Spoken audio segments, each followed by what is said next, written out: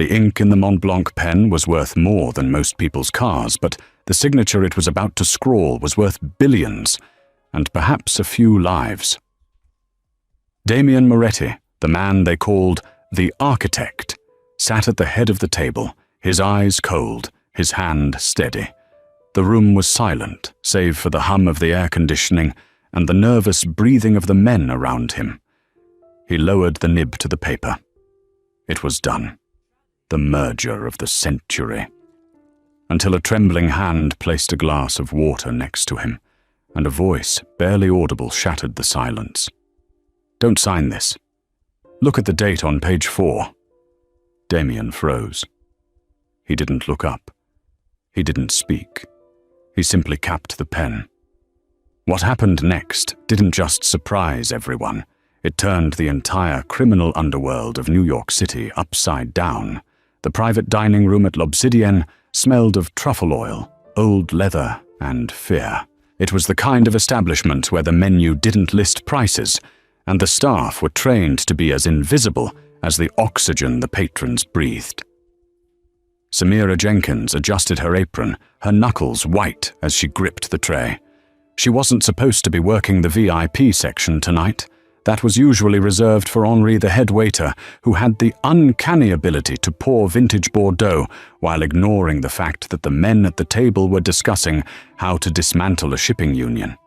But Henri had come down with a sudden violent flu an hour before the reservation, and Samira, with her college loans looming and her rent overdue, had volunteered. She regretted it the moment the group walked in. There were 6 of them. 5 were dressed in suits that cost more than Samira's entire education. The 6th man, the one they all pivoted around, like planets orbiting a dark sun, was Damien Moretti. Samira knew the name. Everyone in the city knew the name, though it rarely appeared in the papers.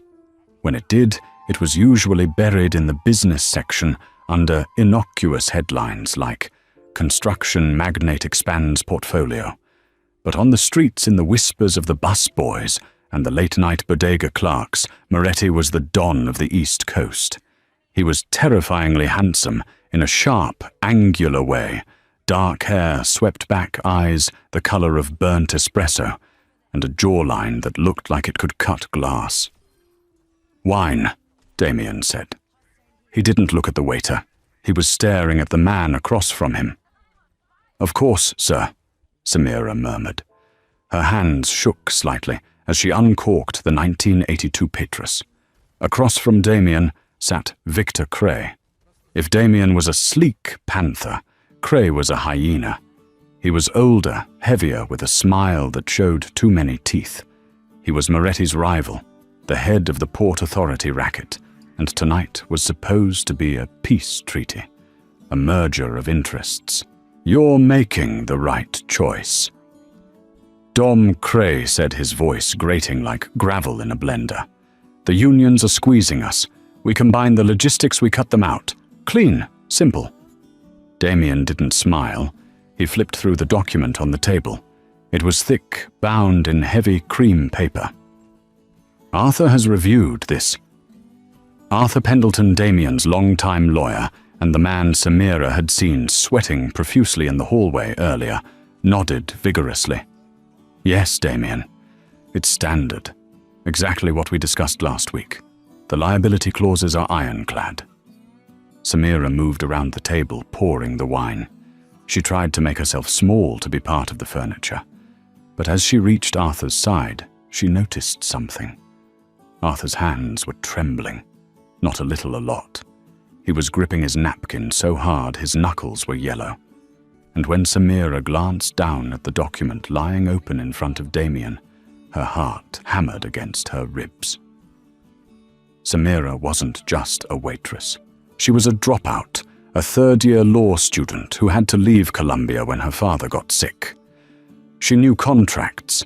She knew how they looked, how they felt, and most importantly, she knew how they could be weaponized. She poured wine into Arthur's glass, and her eyes caught the text on the open page. It was the indemnity clause, but it was wrong.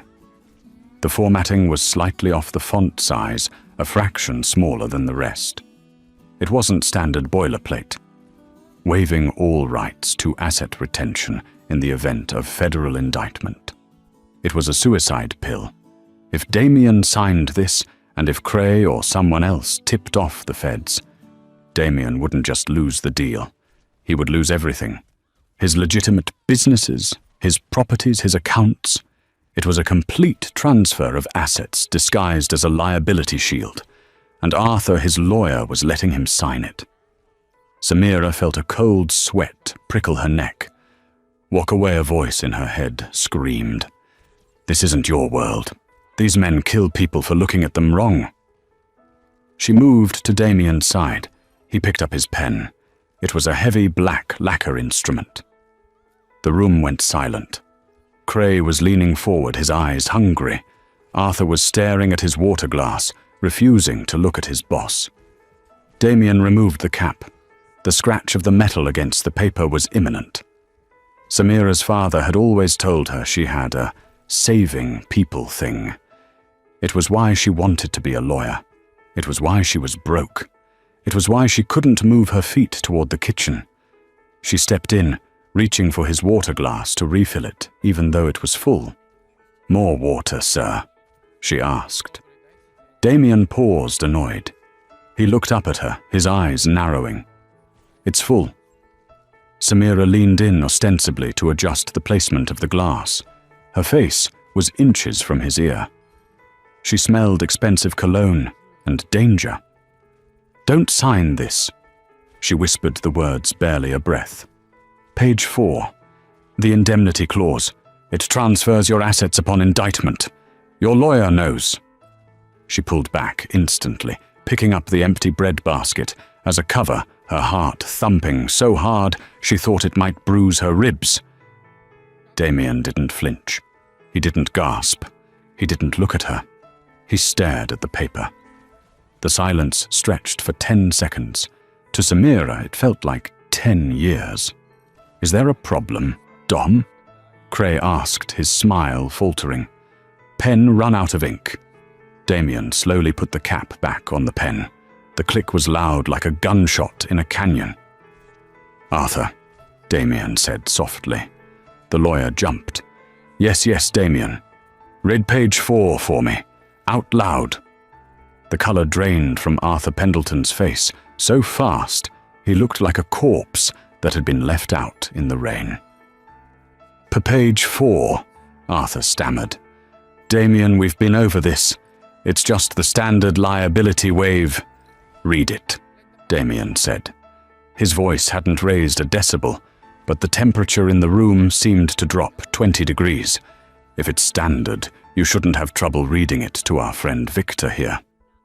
Victor Cray's eyes darted from Damien to Arthur. The hunger in his face was replaced by a sharp, calculating wariness. He signaled to one of his guards standing by the door. Arthur's hands shook so badly he couldn't turn the page. Damien, please. I might have picked up the wrong draft. There were several versions. The wrong draft, Damien repeated. He stood up. The movement was fluid, graceful and terrifying. Damien Moretti was 6'3" of coiled muscle, and when he stood, he dominated the space. He picked up the contract and tossed it toward Cray. You think I'm stupid, Victor? Cray stood up his chair, scraping loudly against the floor. I don't know what you're talking about, Moretti. Your lawyer drafted it. With your ink, Damien countered. He looked at Arthur. How much did they pay you? Arthur, was it enough to cover the funeral costs? Arthur began to sob. Damien, they have my wife. They have Linda. Please, I didn't have a choice. There's always a choice, Damien said coldly. The air in the room shifted instantly from tension to violence. Cray's hand went inside his jacket. Kill him, Cray barked. Damien was faster. He didn't reach for a gun. He reached for the steak knife on his plate. In one motion, he drove it through Cray's hand, pinning it to the mahogany table. Cray screamed a guttural sound that tore through the restaurant's elegance. Gunfire erupted. Glass shattered. Samira screamed and dropped to the floor, covering her head with her arms. The elegant dining room turned into a war zone. Damien flipped the heavy oak table onto its side, using it as a shield against the bullets coming from the door. "Get down!" Damien roared, pulling a sleek silver pistol from a holster at the small of his back. He fired 2 shots over the barricade, efficient controlled double taps. 2 of Cray's men dropped. Samira was hyperventilating, curled in a ball near the overturned table. She felt a strong hand grab her arm. "Up, now!" She looked up into Damien's eyes. They were wild, fueled by adrenaline, but focused. I can't," she stammered. "You stay here, you die," Damien said flatly. "You whispered in my ear, sweetheart. You picked a side. Now you have to live with it."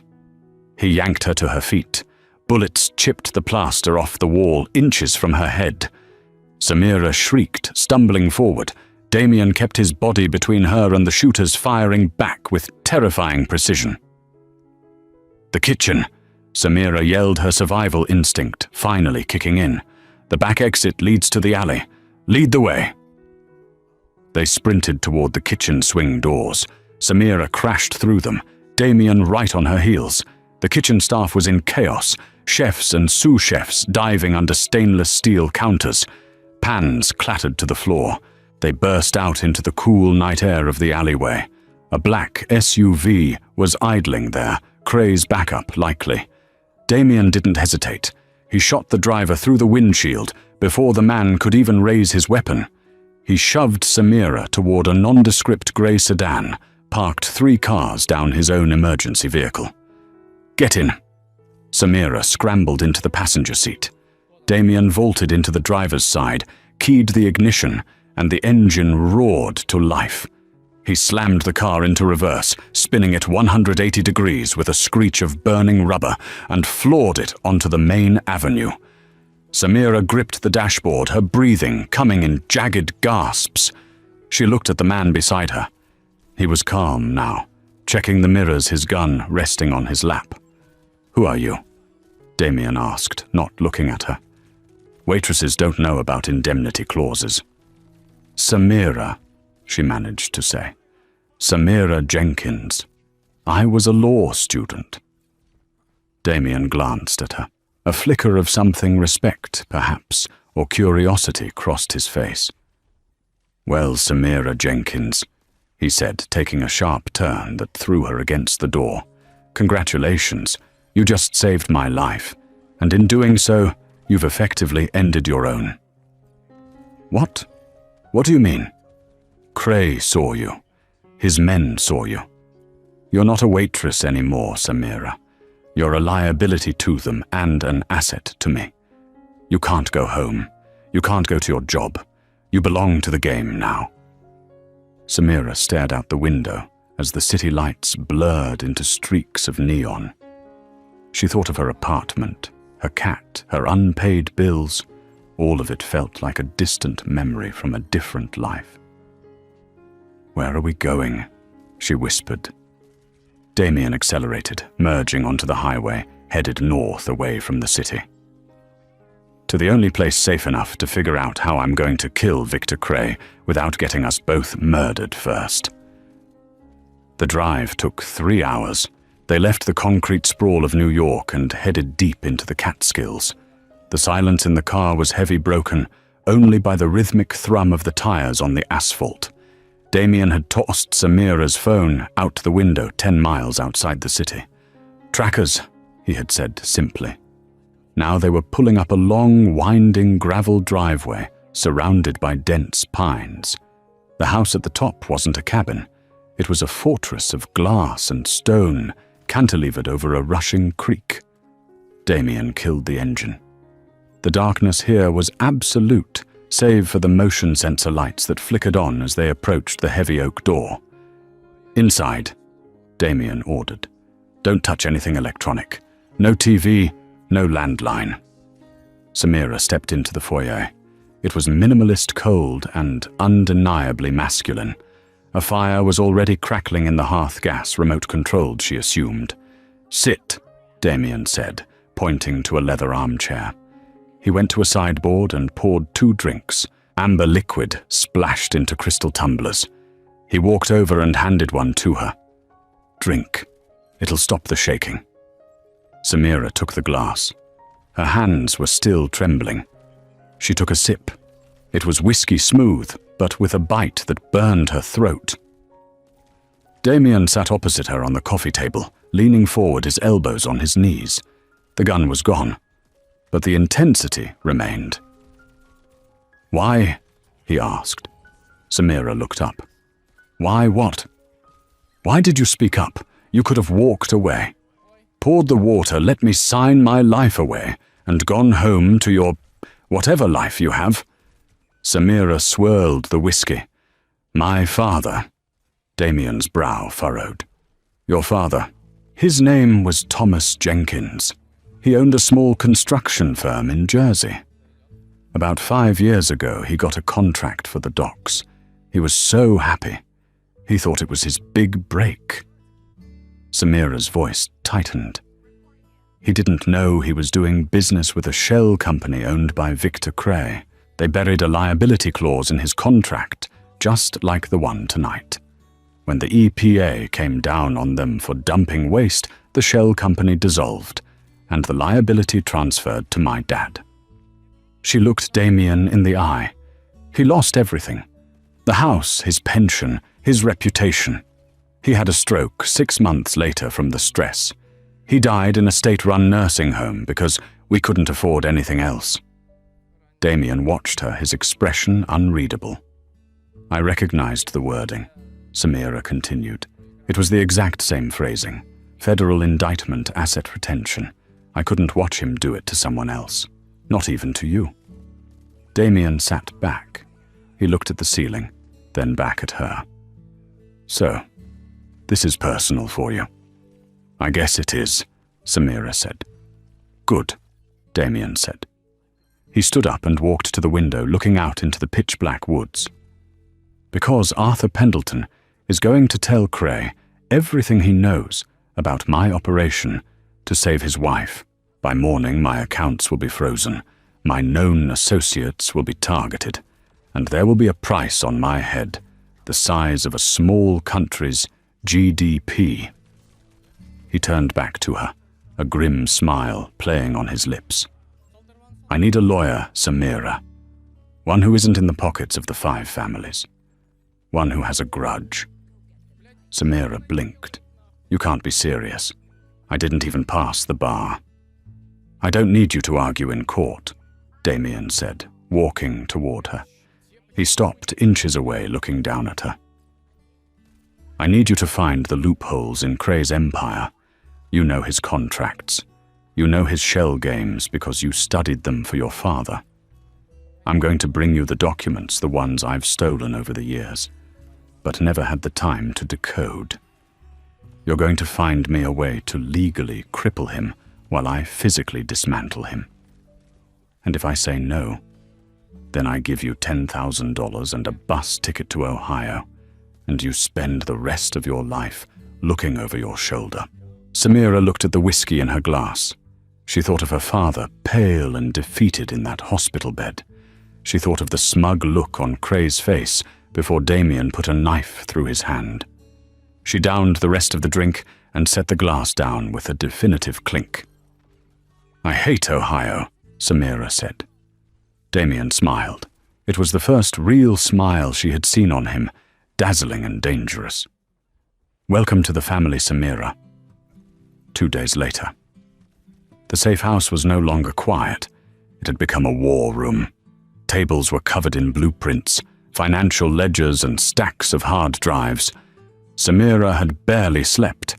She was running on adrenaline and Damien's espresso machine. She was knee-deep in a stack of Cray's offshore accounts when Damien walked in. He was wearing a holster over a tight black t-shirt, his phone pressed to his ear. "I don't care," Damien barked into the phone. "Burn it! If they found the warehouse, burn it all. I won't let Cray take the inventory." He hung up and threw the phone onto the couch. He looked exhausted. There was a bandage on his forearm where a stray piece of glass had cut him during the exit from the restaurant. "Bad news?" Samira asked, without looking up from the ledger. "Cray is moving faster than I thought. He hit 2 of my distribution centers this morning. He knows my logistical routes." Damien ran a hand through his hair. Someone is feeding him real-time intel. Someone close. Samira paused. Closer than Arthur. Arthur knew the legal side. He didn't know the street routes. This is someone in my inner circle, my captains. Damien walked over to the table and looked at her work. "Find anything?" "Yes," Samira said. She pointed to a highlighted column. "Cray isn't just washing money. He's leveraging it. He's using the pension funds of the dock workers to secure loans for high-risk real estate. If the real estate market dips even a fraction, the pensions vanish. He's gambling with their retirement," Damien muttered. "Classic Victor. But here's the catch," Samira said, her eyes lighting up. "To secure those loans, he had to list a guarantor." "Look who it is." Damien leaned in. "Ethelgard Holdings." "And do you know who owns Ethelgard Holdings?" Samira asked. "No." "Arthur Pendleton," Samira said. Damien stiffened. "Arthur. It's a shell within a shell. Arthur isn't just Cray's pawn. He's his partner. He wasn't forced to betray you, Damien. He's been helping Cray build this for years. The crying act at the restaurant. It was a performance to buy him time." Damien's face darkened. A vein pulsed in his temple. "He told me they had his wife." "His wife filed for divorce 3 years ago. She lives in Paris," Samira said, tapping a printed dossier she had pulled from a public records database. Damien slammed his fist onto the table, making the papers jump. "I'm going to kill him." "You can't just kill him," Samira said, standing up to meet his gaze. "If you kill him, the structure holds. His shares just transfer to a trust. You need to destroy the trust first." "How?" "We need Arthur's physical signature key. It's a digital encryption dongle. Lawyers at that level use them to authorize massive transfers. If we get that key, I can authorize a transfer of the guaranteed assets back to the pension funds. Cray defaults on the loans. The bank seizes his properties. He's bankrupt in 24 hours. Damien looked at her with a new intensity. "You want to rob Arthur Pendleton? I want to break them," Samira said fiercely. Damien stared at her for a long moment. The chemistry between them, usually simmering beneath layers of fear and duty, suddenly spiked. He reached out and tucked a strand of hair behind her ear. His fingers lingered on her jaw. "You're dangerous, Samira Jenkins." "I learned from the best," she whispered. The moment was magnetic. Damien leaned in his lips inches from hers. Samira's breath hitched. Suddenly the lights in the house cut out. Darkness swallowed them. "Down!" Damien hissed, tackling her to the floor, just as the front window shattered inward. Flashes of light illuminated the room. Gunfire. "They found us," Damien growled, covering her body with his. "How the hell did they find us?" "The phone," Samira realized. "You used the phone. It was encrypted." "Encryption. Doesn't matter if they have a voice print match on the network," Samira yelled over the noise of shattering glass. Damien cursed. He rolled off her, pulling his gun. "Stay low. Crawl to the bathroom. Cast iron tub. Get in it." "Where are you going?" "I'm going to buy us some time." Damien moved into the darkness, a shadow hunting shadows. Samira crawled across the floor glass, slicing into her palms. She reached the bathroom and scrambled into the heavy tub. She heard shouts downstairs. Then a voice she recognized. "Domo, come on out. Dom Arthur says hello." It was Cray's voice. He was here. Samira clutched her knees. She heard Damien return fire 3 shots, then silence, then 2 more, then a loud crash, like a door being kicked in. "Clear left, clear right." Footsteps were thundering up the stairs. Samira looked around the bathroom. There was a small window high up. It was too small for Damien, but maybe... No, she wasn't leaving him. She spotted a bottle of bleach and a bottle of ammonia under the sink. A desperate chemical idea formed in her mind. She grabbed them both and crawled to the doorway. Damien was backed into the hallway, firing at the stairs. He was pinned. "Damien!" she screamed. He glanced back. "I told you to hide! Cover your face!" Samira hurled the open bottle of bleach, then the ammonia down the stairwell where the men were bunching up. The liquid smashed and mixed on the landing. Chloramine gas. It wasn't instant death, but in a confined space, it was blinding, choking hell. Coughing and retching erupted from the stairs. Men screamed, clawing at their eyes and throats. "Go now!" Samira yelled. Damien didn't argue. He grabbed her hand and they ran to the master bedroom. He threw open the balcony doors. "Jump! Are you crazy? It's a 2-story drop. Into the creek, aim for the water." They leapt into the black void. The water hit them like a sledgehammer of ice. Samira didn't even have time to scream before the freezing current of the creek swallowed her whole. The blackness was absolute. The water was turbulent, swollen from recent rains, and it tumbled her over and over, stripping the breath from her lungs. She tumbled blindly, her limbs striking rocks, the roar of the water deafening her. "I'm going to die," she thought. "I escaped the bullets just to drown in the dark." Then a hand clamped around her arm. It was like an iron vice. "Damien." He hauled her upward with strength that seemed impossible given the circumstances. They broke the surface together, gasping for air, only to be slapped in the face by the rushing water. "Kick!"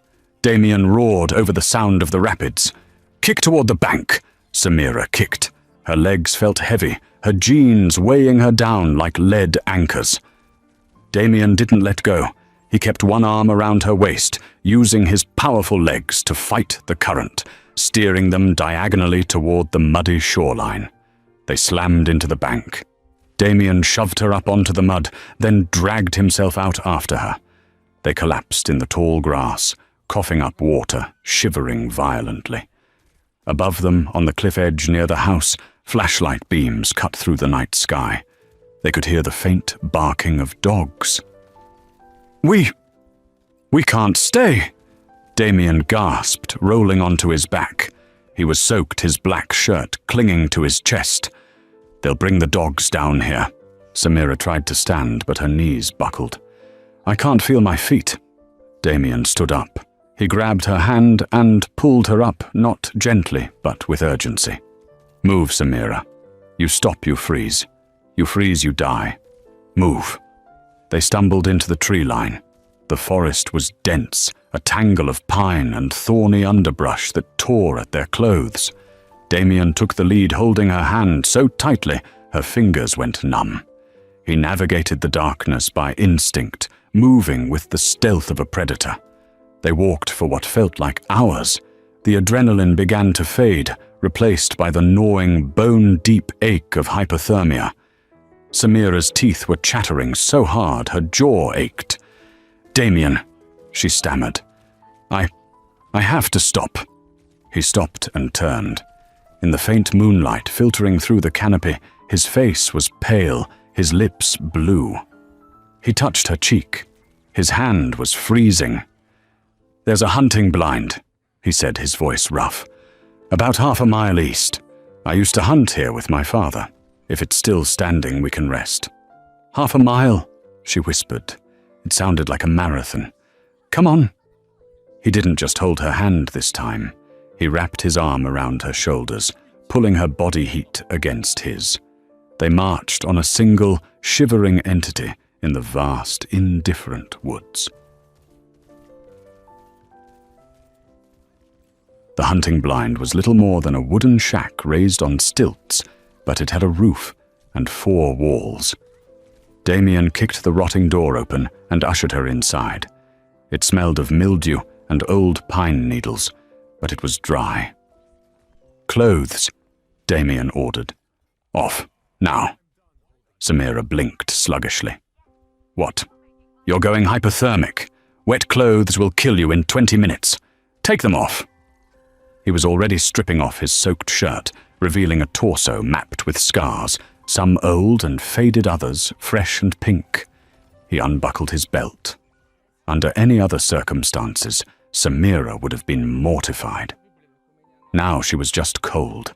Her fingers were too clumsy to work the buttons of her blouse. Damien saw her struggling. He knelt before her. "Let me."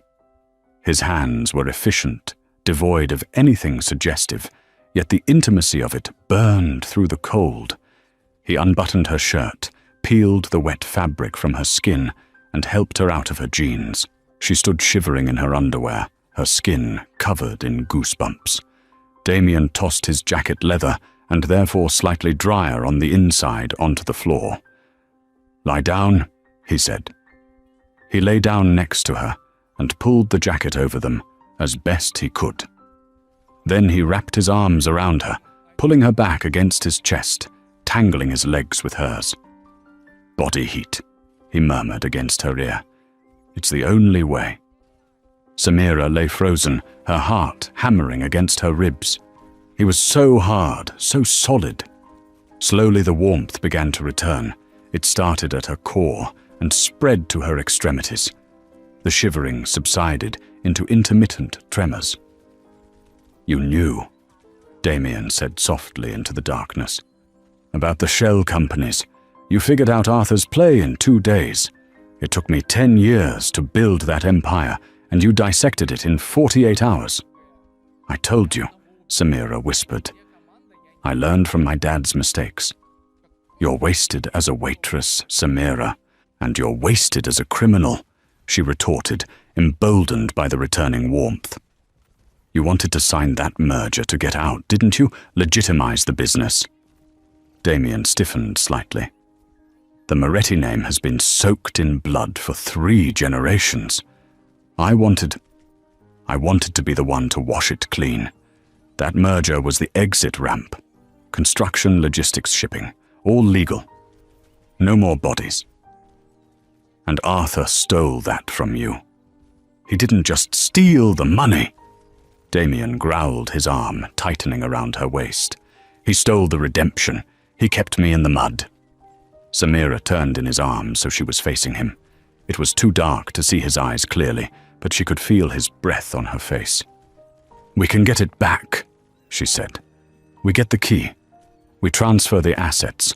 You can still get out." "It's not about the money anymore," Damien said. "It's about making them pay. We can do both." Damien moved his hand up her back, his thumb tracing the line of her spine. The air in the tiny shack shifted.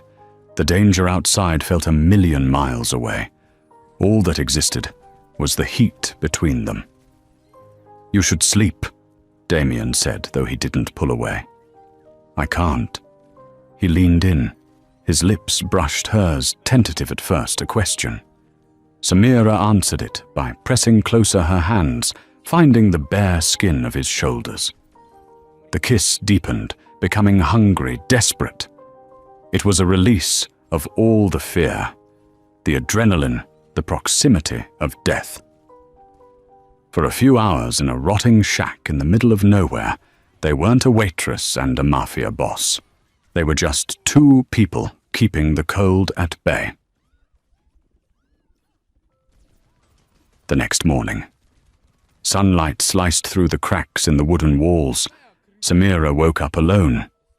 Panic surged for a split second before the door creaked open. Damien stepped in. He had put his damp clothes back on. He held a handful of berries and a plastic bottle of water he must have salvaged from his car before the crash, though she didn't remember him grabbing it. "Breakfast," he said grimly. "We need to move. I hiked to the ridge. I saw a cruiser on the main road. State troopers. Cray has them on payroll." Samira dressed quickly, grimacing as the damp denim clung to her legs. "How do we get back to the city without a car?" We steal one, Damien said. There's a trailhead parking lot, 2 miles south.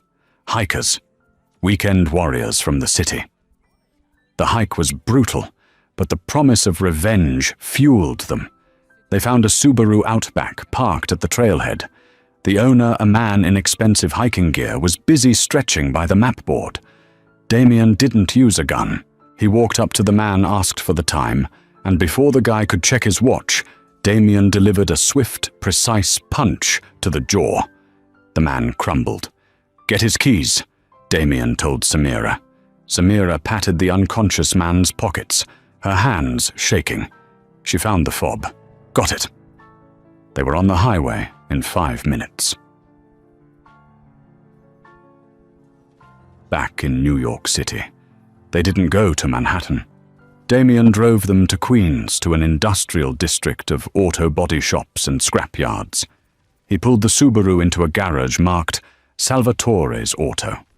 The bay door rolled down behind them, plunging them into shadow. A woman walked out from the office. She was in her 50s with grey steel hair pulled back in a severe bun, wearing grease-stained coveralls.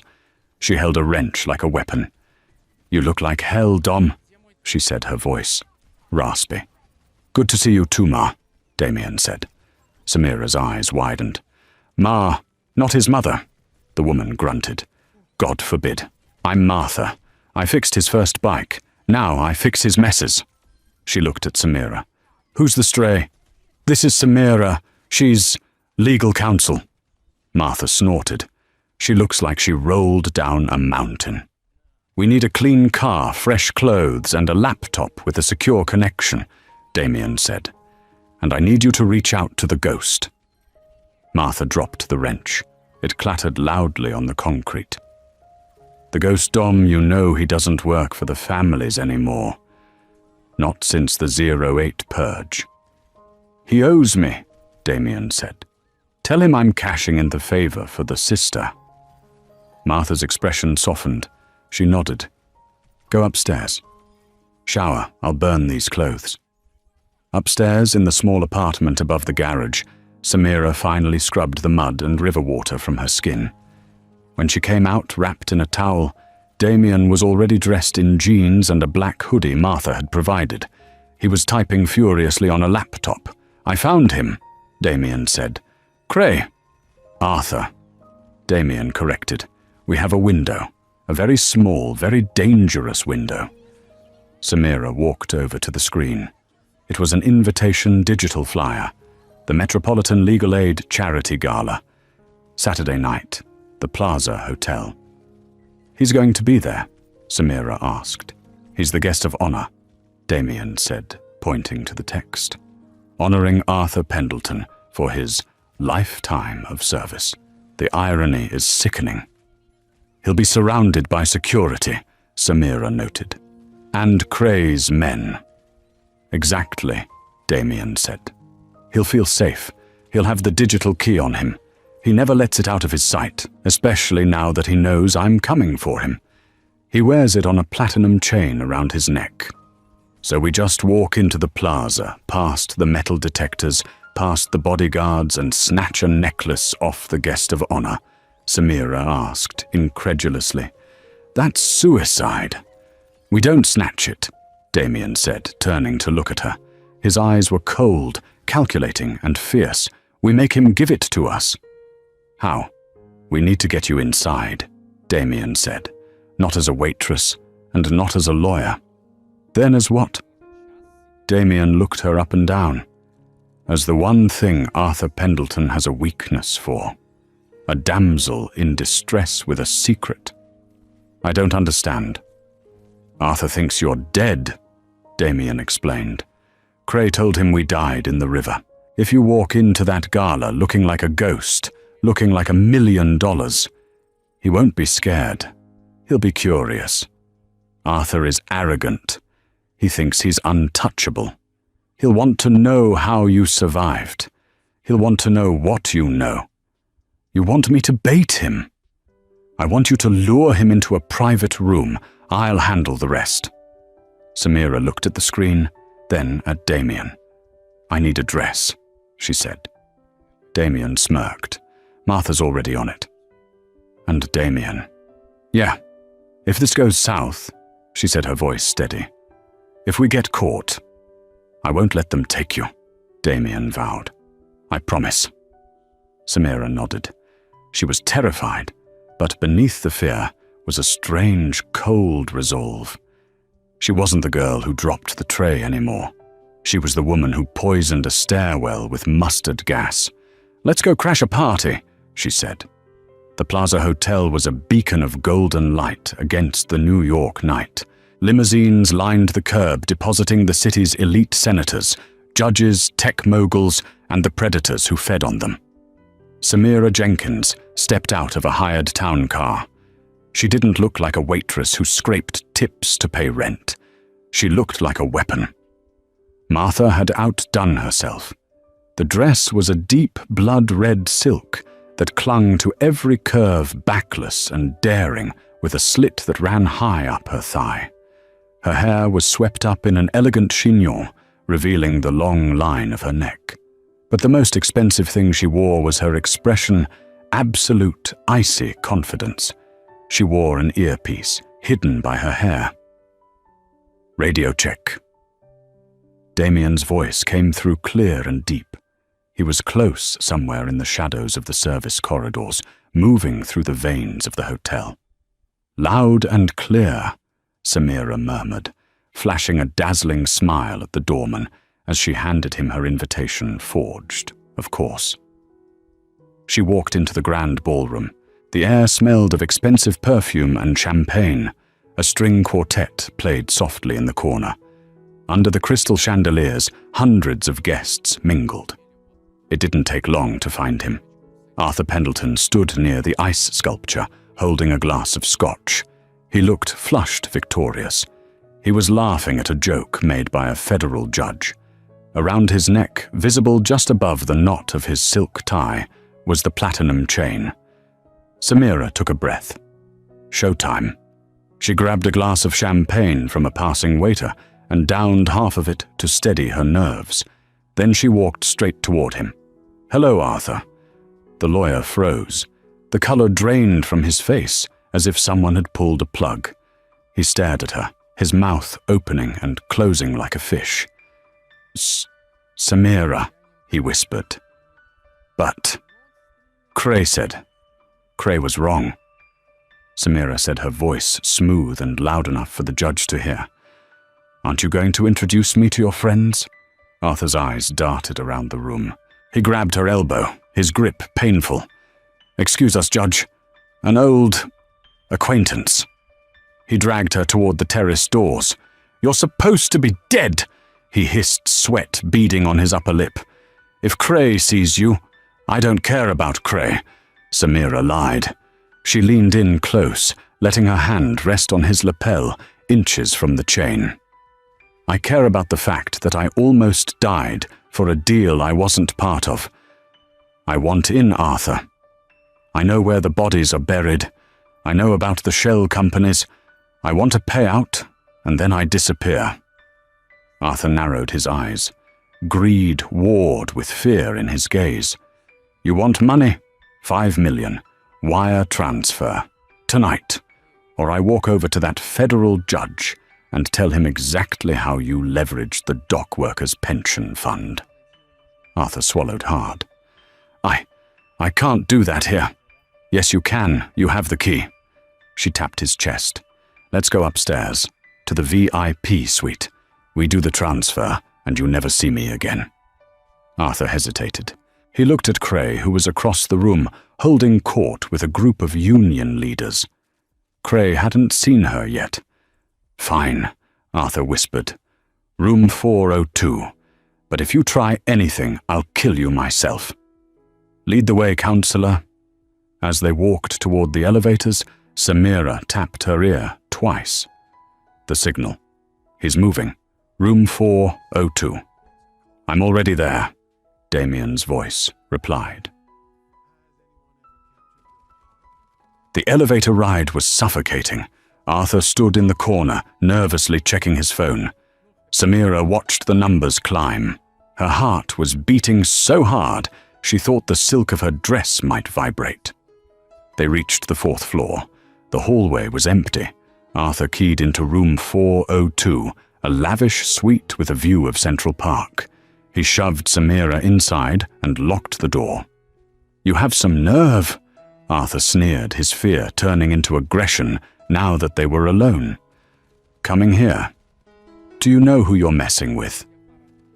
"I'm messing with a coward who sells out his clients," Samira said, dropping the act.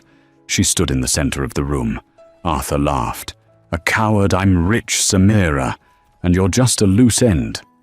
He reached into his jacket. Not for a phone, but for a snub-nosed revolver. "I'm not going to pay you," Arthur said, aiming the gun at her chest.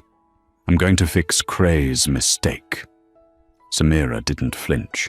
She stared him down. "You really should check the room before you start making threats, Arthur." "What?" From the shadows of the heavy velvet curtains a figure emerged. Damien Moretti. He wore a black tactical suit, silent and terrifying. Arthur spun around, but he was too slow. Damien didn't shoot. He moved with the brutality of a sledgehammer. He kicked the gun out of Arthur's hand, the weapon skittering across the marble floor. Then he grabbed Arthur by the throat and slammed him against the wall. A painting crashed to the floor. "Hello, Arthur," Damien said, his voice a low rumble. "I believe you have something of mine." Arthur clawed at Damien's hand, gasping for air. "Dom, please." Damien ripped the platinum chain from Arthur's neck, breaking the clasp. He held the digital key up to the light. It was a small black USB drive with a biometric scanner. "Samira," Damien said, tossing the key to her. Samira caught it. She immediately went to the desk where a hotel computer was set up. She plugged the key in. "I need his thumbprint," Samira said, typing furiously. Damien dragged the sputtering lawyer over to the desk and slammed his hand down on the scanner. "Access granted," the computer chirped. "No," Arthur screamed. "You can't. Cray will kill me." "He's going to try," Damien said calmly. "Samira, execute the protocol." Samira's fingers flew across the keyboard. She navigated the labyrinth of offshore accounts. She found the guarantee clauses. With 3 keystrokes, she initiated the clawback provision she had discovered in the cabin. Transferring assets to originating pension funds. Processing. "Done," Samira said, letting out a breath she felt she'd been holding for days. "The money is gone, Arthur. The real estate leverage is gone. Cray's loans just went into immediate default." Suddenly, Arthur's phone on the floor began to buzz. Then ping, then ring. It was a cacophony of notifications. "That's the banks," Damien said, checking his watch. "And that," a siren wailed in the distance, getting closer, "is the FBI. We sent them your full ledger about 20 minutes ago." The door to the suite exploded inward. It wasn't the police. Victor Cray stood in the doorway, flanked by 3 armed men. His face was purple with rage. He held a submachine gun. "You think you can steal from me?" Cray roared. Damien shoved Arthur toward Cray, using the lawyer as a human shield, just as Cray opened fire. Arthur screamed as bullets tore into him. He collapsed, paying the ultimate price for his treachery. Damien flipped the heavy oak desk over, grabbing Samira and pulling her behind it. Wood splintered as bullets chewed up the furniture. "We're pinned!" Samira yelled, covering her head. "Not for long," Damien said. He pulled a flashbang grenade from his belt, a gift from Martha's inventory.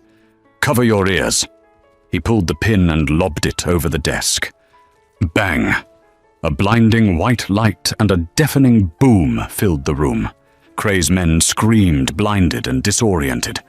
Damien surged over the desk, his pistol in hand. Pop! Pop! Pop! 3 precise shots. Cray's bodyguards dropped. Only Victor Cray was left stumbling, rubbing his eyes, swinging his gun wildly.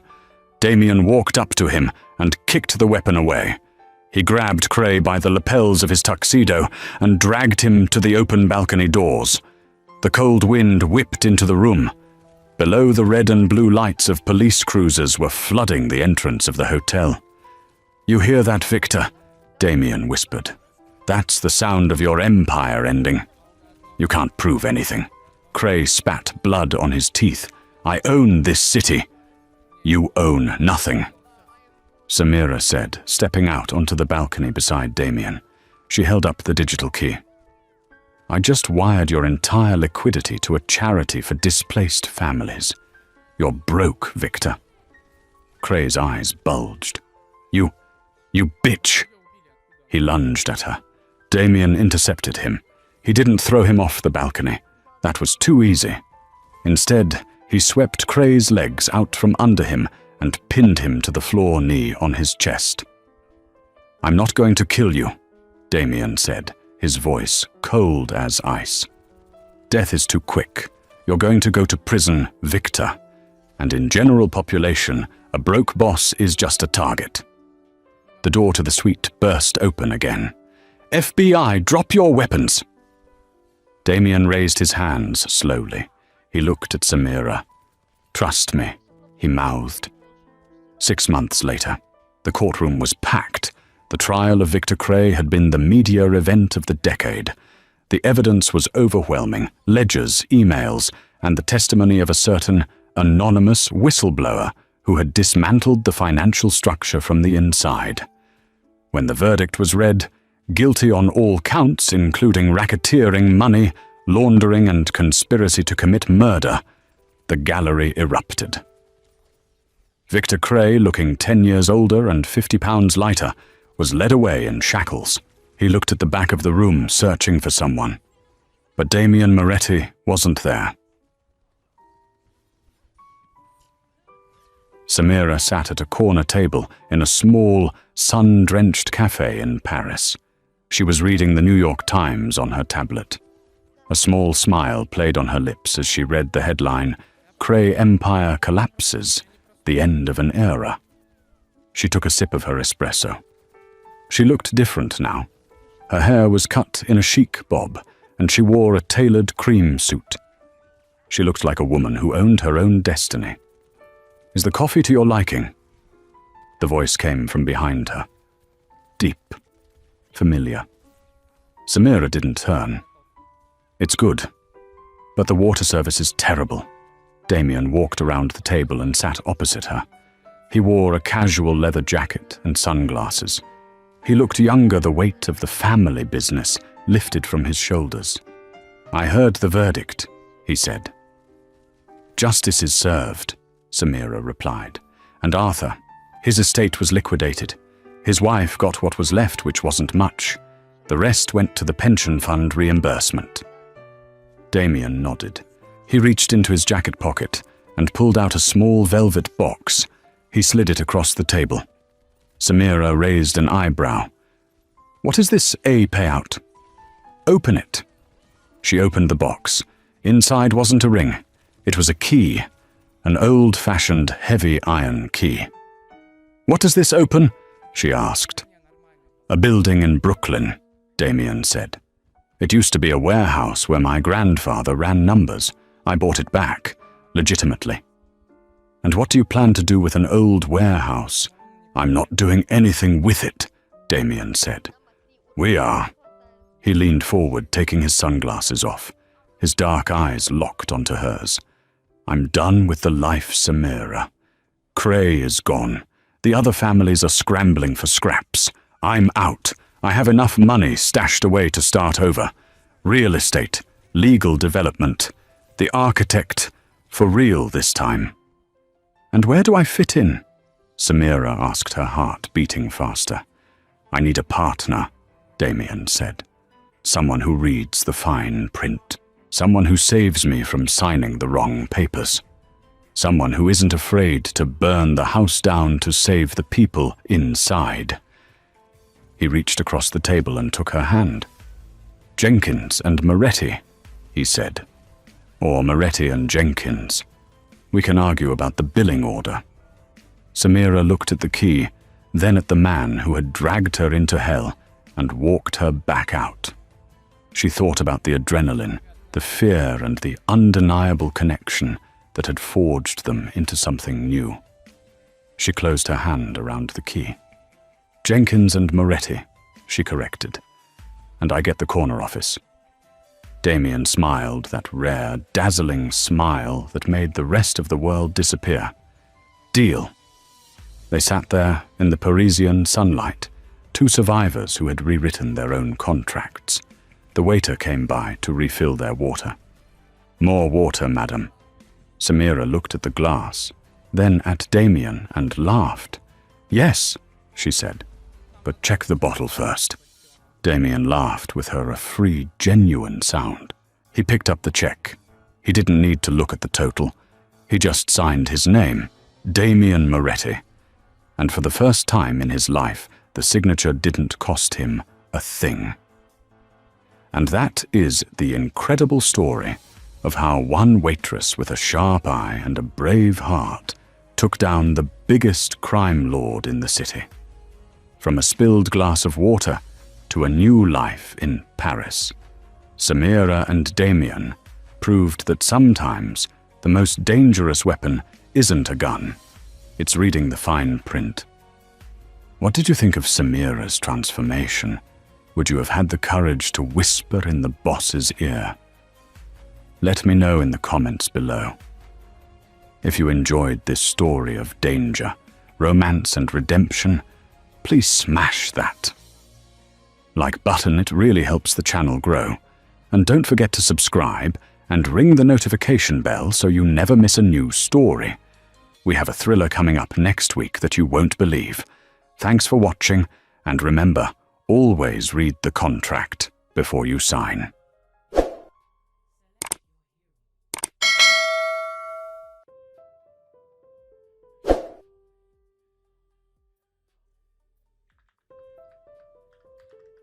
Видео красивое. Без матюков, без матюков. Видео красивое. Может, есть вторая часть продолжения? Нет второй части! Ребят, нет второй части.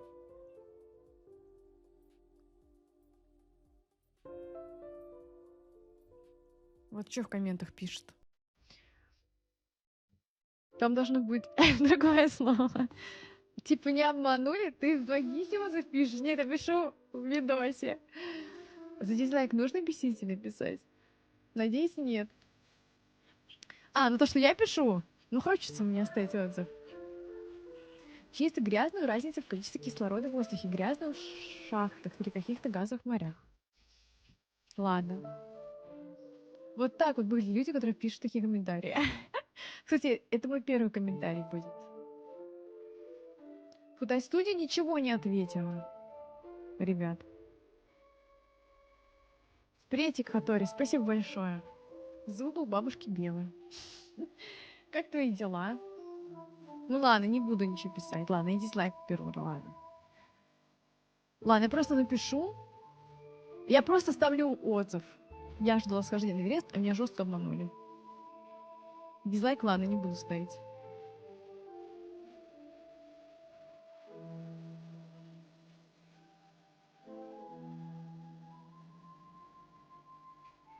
Все.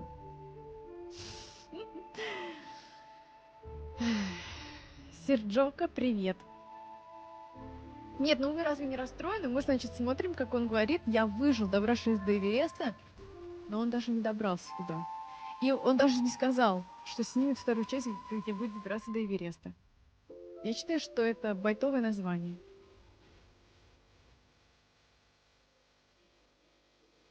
Твоя претензия легитимна. Где вершина? Да. Где вершина? Вершина есть, а его на вершине нет. Выжил же, не набрал. Он нас всех обманул. Жестко.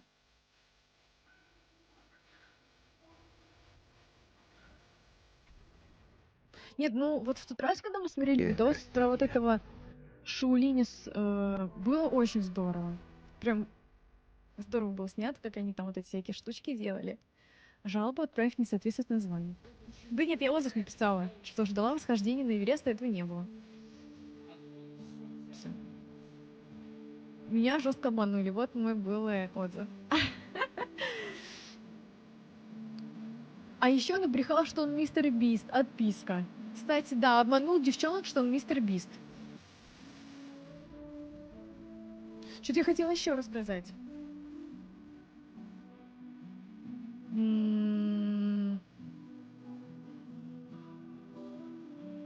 Ребят, я не помню.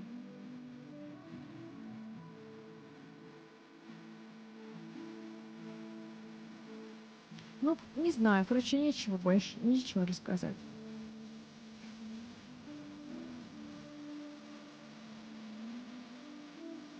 Воздухан обыкновенный.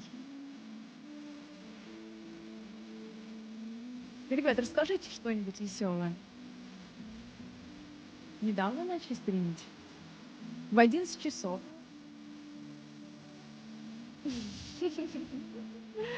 Рыбка Дори. Да нет, нет. Да нет, ребят. Сейчас весело расскажу. Давайте. Давайте, расскажите что-нибудь веселенькое. Мы сегодня без кино. Смотрите, время 13:48. Но если хотите, посмотрим какое-нибудь кино. Время 13:40. Ой, 12:48. 13:48, 14. Надо какое-нибудь найти на 1,5 часа, потому что в 15:10 надо быть у врача. Получается, надо где-то в 14:30, 14, ну, 14:30 закончить желательно. Все часы спешат. Спешат? Почему? У вас что, 12:48? У меня 12:49. Вот. Чтобы собраться и не опоздать. Надеюсь, на Лука что-нибудь веселое пишет.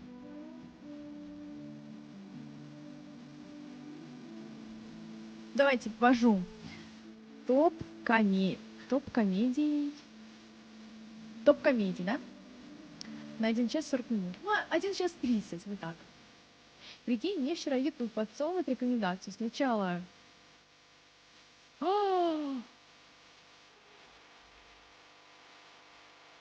Ужас какой. Ну, это вообще не смешно.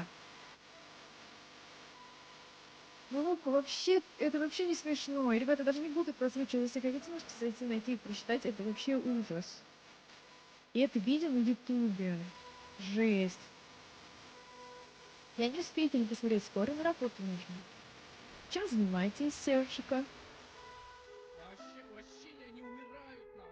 Маковый рулет, 500 грамм. И вот тесто это забило мне чопик. А что такое чопик? Да так, что со слезами на глазах готов был звонить в прокуратуру. Не понимаю. Что такое чопик? В каком чате написано? На Кике. Там люди пишут, первый раз пожалел, когда мое любопытство взяло верх, и я пожалел. Ну-ка, ты смотрела первую серию «Черного зеркала»? Не смотри. Ну-ка, ты где? Пришли сюда. Почему я ввожу топ рекомендаций комедий, и мне предлагают «Собачья жизнь»? Там вообще ничего смешного нет, ты там рыдаешь, как, я не знаю, как собака женского рода. А знаете, что посмотрим? Давайте посмотрим «Зависнуть на Палм-Стримска». Давайте посмотрим «Зависнуть на Палм...» Как называется Матрешкин? «Зависнуть на Палм-Стрит».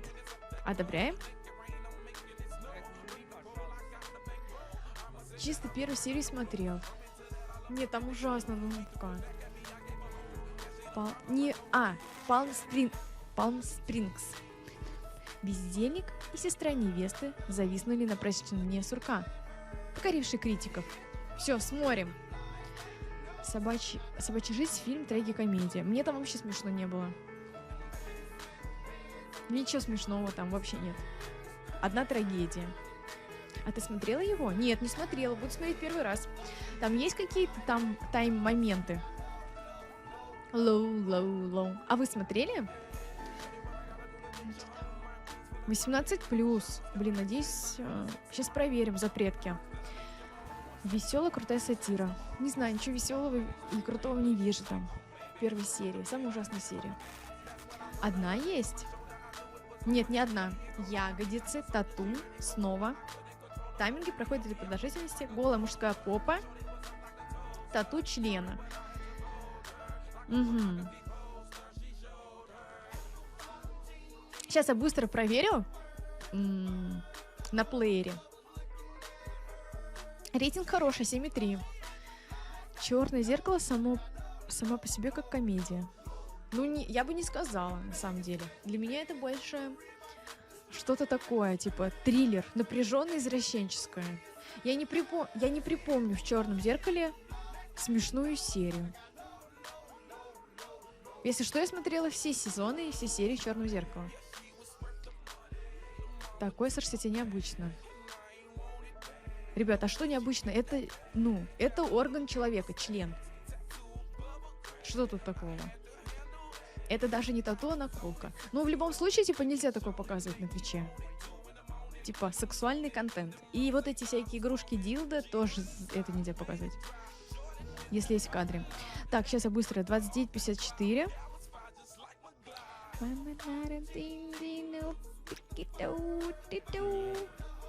Так, где тут?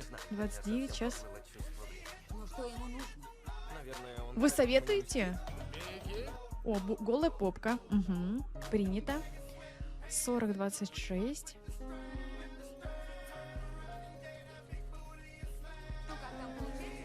Ага. Не тату. Ну, я вот ее вижу, все равно лучше как бы. Так, снова 40. 39-43. 39-43. Move your body! А пламя сзади не забыла?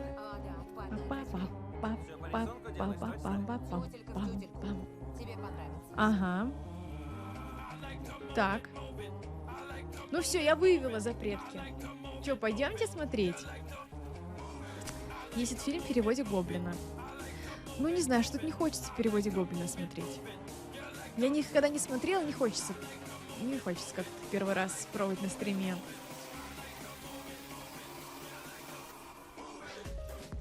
А сколько он как раз идет? 1:29. Ну, отлично. Давайте, сколько у нас